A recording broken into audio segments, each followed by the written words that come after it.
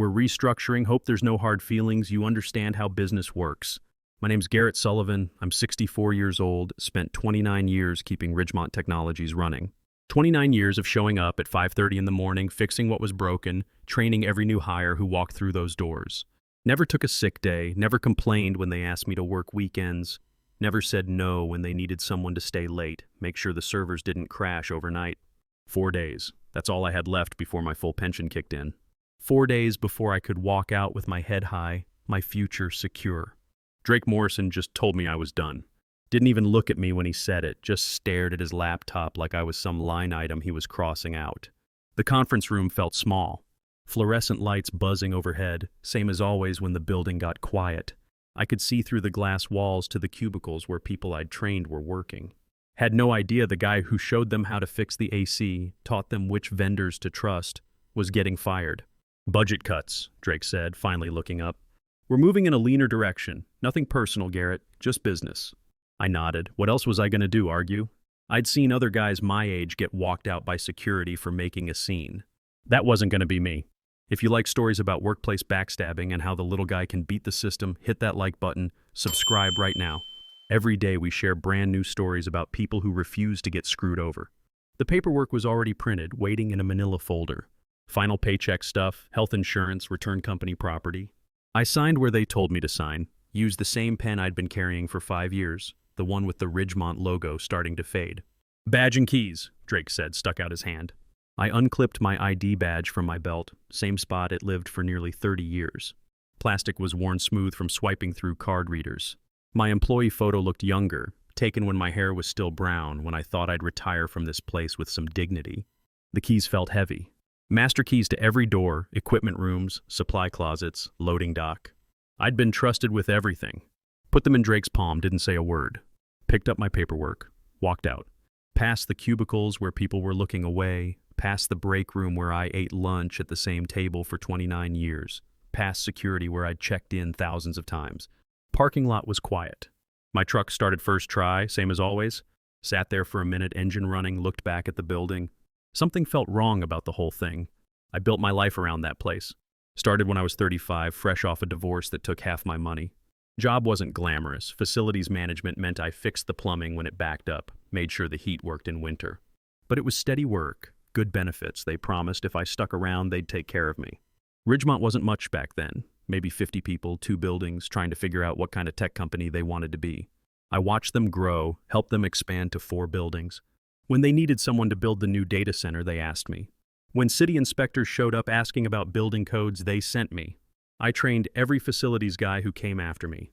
Showed them how to read blueprints, how to deal with contractors, how to keep costs down. Most moved on to better jobs. I stayed. This was my place. My wife died 8 years ago, cancer. Company insurance covered most treatments. Drake's boss before him let me take time off for doctor visits, hospital stays. When she died, half the office came to the funeral. Good people, good company. Drake was different when he took over 3 years ago. Younger guy, MBA from some fancy school, looked at everything like it was a problem to solve, including people who'd been there since before he was born. Started bringing in consultants to optimize things. Started talking about right-sizing the workforce. Signs were there if I'd wanted to see them. Drake stopped saying hello when he passed me in the hall. Stopped including me in monthly meetings. When I sent in budget requests, they came back with questions I'd never had to answer. Why so many maintenance contracts? Could we get by with fewer safety inspections? Wasn't I getting too old to climb ladders? Figured he was just showing everyone he was making changes. I'd seen it with other managers. They come in, make noise, then settle down once they realize how things work. But there were other things. Conversations that stopped when I walked in, meetings I wasn't invited to. New hire in facilities who kept asking about my job, what I did, how I did it. Stuff he shouldn't need to know unless someone was planning to replace me. Should have paid attention, should have asked questions. But I was 4 days from my pension vesting. All I could think about was making it to the finish line. That night I sat at my kitchen table with the paperwork spread out. Numbers didn't add up. According to my records, I had 29 years, 11 months. According to their paperwork, 29 years, 10 months. 1 month short of full benefits. Got out my old employee handbook from 15 years ago. Clear as day, 30 years service or age 65, whichever comes first, for full benefits. I was 64 with 29 years, 11 months. 4 more days and I would have hit 30 years. Then I remembered Drake's company memo from last month. Kept a copy because it seemed important. Updates to employee handbook, clarifications about retirement benefits, company committed to honoring all agreements. All retirement calculations will be based on continuous years of service. Employees approaching retirement should review their records to ensure accuracy. But what Garrett didn't know was that Drake had made a mistake that would destroy everything. Got out my calculator, went through my pay stubs, every single one 15 years back. Holiday pay, overtime, vacation, sick leave, everything documented. Everything matched 29 years, 11 months. They got it wrong on purpose, or hoped I wouldn't notice. Thought about calling Drake, demanding they fix it. But what's the point? He already made it clear I was done. Would just give him another chance to make excuses. Thought about getting a lawyer. But lawyers cost money I didn't have. Fighting big companies with deep pockets was for young guys. Then I remembered Helena Crawford. Worked in HR at Ridgemont for 12 years before retiring last year. Smart woman, always played by the book, never let the company screw employees. Heard she was doing consulting now, helping companies avoid legal problems from treating people bad. Found her number, stared at it for a long time. Making that call meant admitting I got screwed, meant fighting back instead of walking away. But sitting there looking at 29 years of pay stubs and paperwork that didn't match, something clicked. I wasn't angry. I was focused. Picked up the phone, dialed. Helena answered second ring. Voice was same as I remembered, direct, no bullshit. "Garrett Sullivan," she said before I could say anything. Heard what happened. Word travels fast. Told her everything. Timing of my firing, wrong service calculation, Drake's attitude past few months. She listened, asked questions about dates, paperwork. "You kept all your pay stubs?" she asked. "Everything. Memos, policy updates, everything important. My wife always told me, keep good records." Smart woman. What Drake did isn't just wrong, it's illegal. Federal law protects employees from getting fired to prevent collecting benefits. But proving it needs more than timing. We need to show intent. She explained how these cases work. Department of Labor takes them seriously, but they need evidence, documentation, a pattern. Something showing the firing wasn't bad timing but planned fraud. "Bring everything to my office Monday morning," she said. "Don't talk to anyone at Ridgemont. Don't post anything online. Don't tell your neighbors. If this goes where I think it's going, we want them thinking they got away with it." Monday morning drove to Helena's office with 3 boxes of paperwork. Pay stubs, handbooks, memos, performance reviews, email printouts. 29 years of documentation, organized by date. She went through everything carefully, taking notes on a legal pad. When she got to Drake's memo from last month, stopped, read it twice. "This is perfect," she said. "He put in writing that service calculations should be accurate, then fires you with wrong calculations 4 days before you hit 30 years. Either he's stupid or lying. What's the difference? Stupid gets you your job back. Lying gets you your job back plus damages plus federal investigation that could shut down their whole HR department." She explained the process. File complaint with Department of Labor, they investigate, interview people, review documents. If they find evidence of planned benefit denial, Ridgemont faces serious penalties. Not just fines, criminal charges for people involved. How long's it take? Could be weeks, could be months. But Garrett, once we file this complaint, no going back. Drake's gonna know you didn't just walk away quiet. He's gonna fight back. She was right. Tuesday afternoon, my phone rang. Drake's name on screen. "Garrett, heard you've been talking to people about your firing. Hope you're not planning anything stupid." Didn't say anything. "Look, I get it, you're upset. But we followed company policy. Your service record shows 29 years, 10 months. Got the documentation right here." "What documentation?" "Your hiring date, January 15th, 1996. Termination date, November 8th, 2024. Simple math, he was lying. Started at Ridgemont December 15th, 1995. Had the offer letter to prove it. But Drake was setting up his defense, trying to get me arguing over the phone where he could control things. "I'm not looking for trouble," I said. "Good, because if someone filed a complaint against the company, we'd have to defend ourselves. Defending ourselves might mean looking real close at that person's work history. Making sure they never violated policies, never took anything, never said anything that hurt the company." Threat was clear.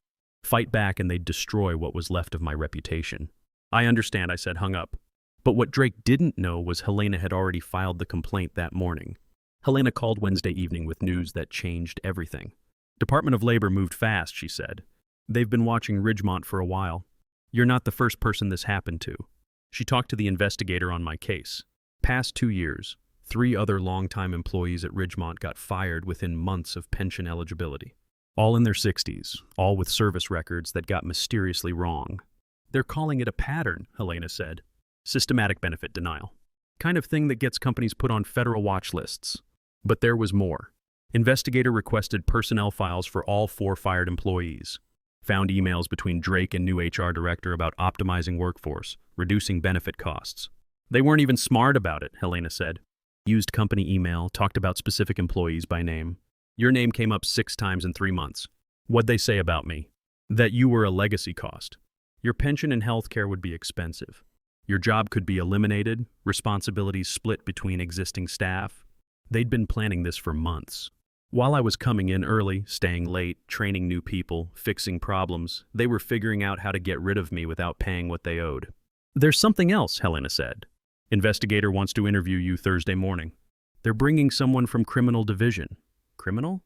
When a company deliberately fires employees to avoid paying benefits, that's not just civil. That's fraud, wire fraud if they used email to plan it. People can go to prison.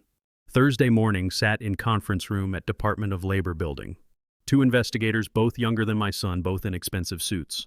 Recorded everything, asked me to walk through my work history year by year, showed me emails I'd never seen. Emails were worse than Helena described. Drake and HR director didn't just discuss firing me, they discussed firing anyone close to pension eligibility. Called it proactive workforce management. Had spreadsheet with names, dates, projected savings.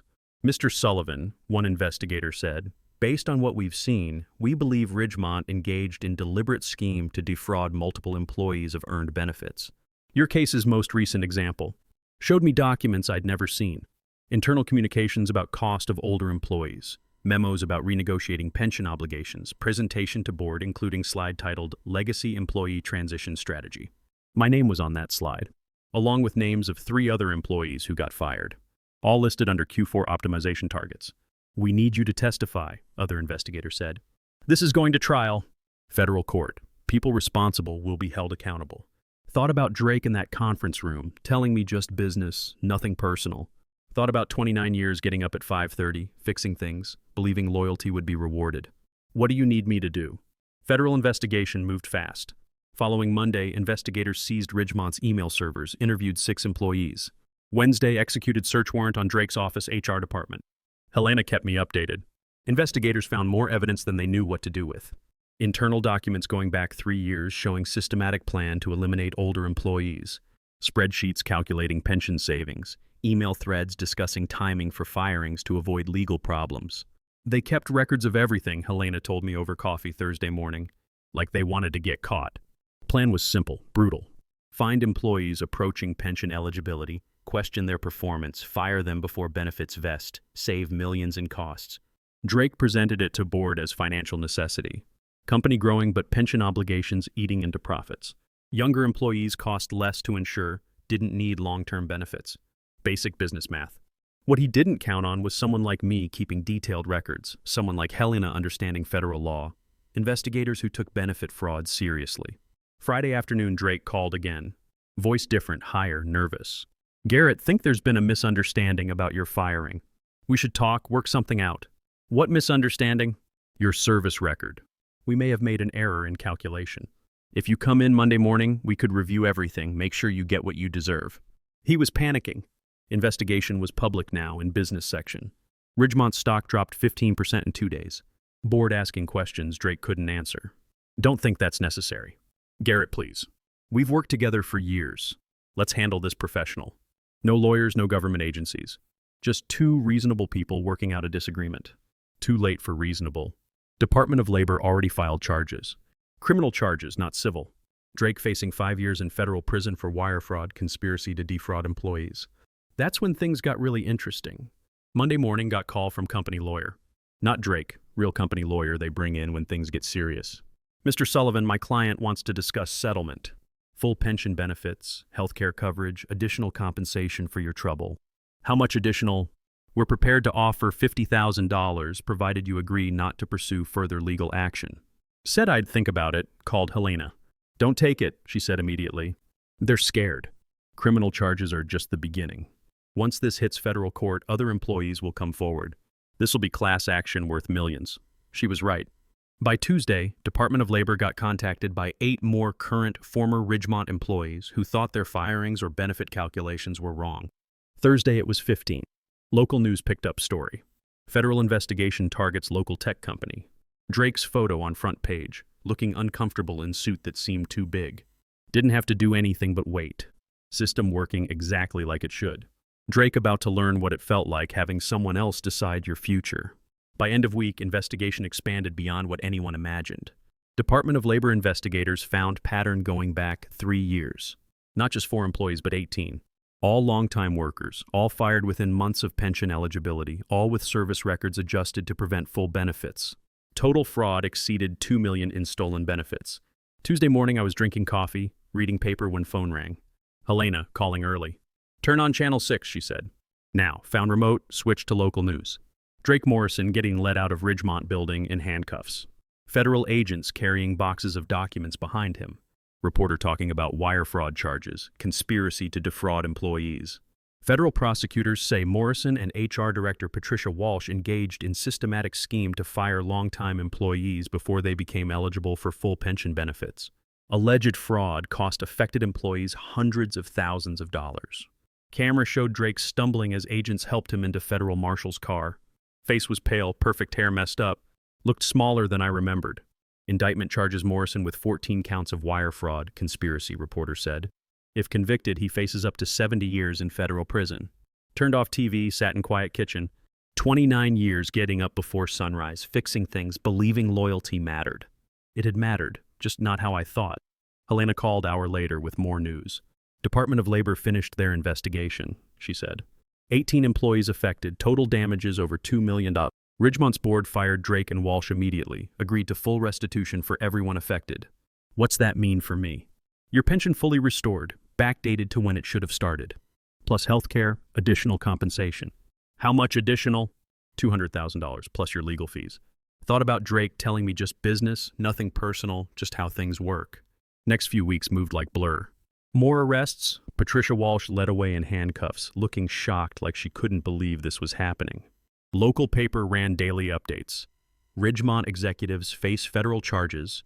Employee fraud scheme exposed. Justice for wrongfully terminated workers. Drake's lawyer tried everything, claiming it was misunderstanding, firings based on legitimate business needs, timing was coincidental. But evidence was overwhelming. Hundreds of emails, internal presentations, spreadsheets calculating savings from eliminating older workers.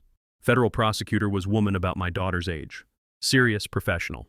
Explained employee benefit fraud was federal crime. Companies couldn't steal what workers earned. People like Drake needed to understand there were consequences.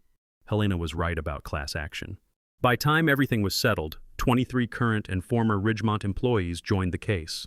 Company agreed to pay $4.2 million total damages, plus legal fees, plus full restoration of all benefits. Drake pleaded guilty to avoid trial, got sentenced 18 months federal prison. Patricia Walsh got 6 months, 2 years probation. Both lost professional licenses, both unemployable in any position of trust. Ridgemont Technologies got bought by larger company that cleaned house, brought in new leadership, new policies to prevent same thing happening again.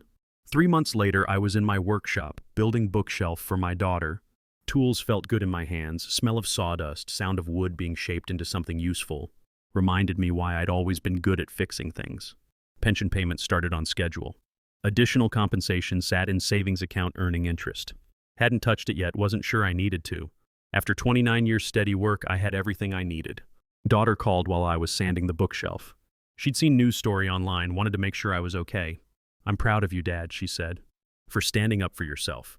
Didn't do anything special, I told her. Just made phone call. Sometimes that's enough. Finished bookshelf that afternoon, loaded it in my truck. She'd been asking for one for months. Finally had time to build it right. Solid oak, dovetail joints, kind that lasts decades. Driving to her house, thought about difference between building something and just fixing what someone else broke. Both had their place, both mattered. But building something new felt better. Local paper ran follow-up story. Local man's complaint leads to federal investigation. Wanted to interview me, but I said no. Wasn't looking for attention, just wanted what I earned. Story spread anyway. People in town recognized me at grocery store, bank, coffee shop. Some wanted to shake my hand, some wanted to tell me about their own employer problems, some just wanted to say they were glad someone finally stood up to corporate bullies. Workshop became my new office.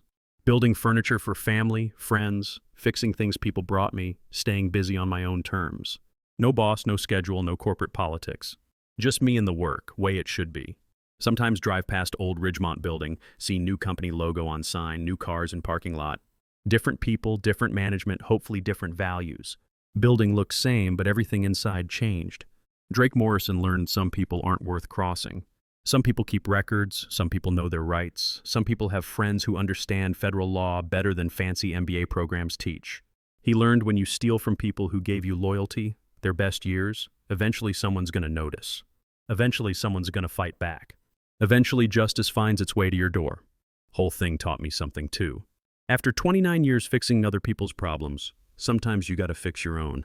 Sometimes you gotta stop accepting what you're given. Start demanding what you earned. Sometimes making one phone call can change everything. If you enjoyed this story about how keeping good records and standing up for yourself can beat even powerful people, hit that like button, let me know what you think in comments. Drake thought he was dealing with just another old employee who'd go quiet, but he picked wrong guy to mess with. And if you haven't subscribed yet, subscribe and hit notification bell for more smart revenge stories like this. Thanks for watching. See you next video.